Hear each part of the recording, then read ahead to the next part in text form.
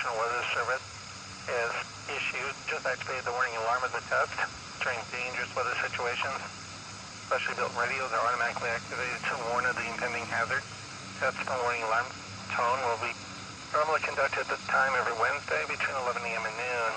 If severe weather threatens the area during the normal test time, the test will be postponed until the first good weather day. This warning alarm tone will be activated for watches, warnings, and selective statements affecting specific counties based on the transmitter that you are listening to. For exact coverage areas, please check out our internet homepage.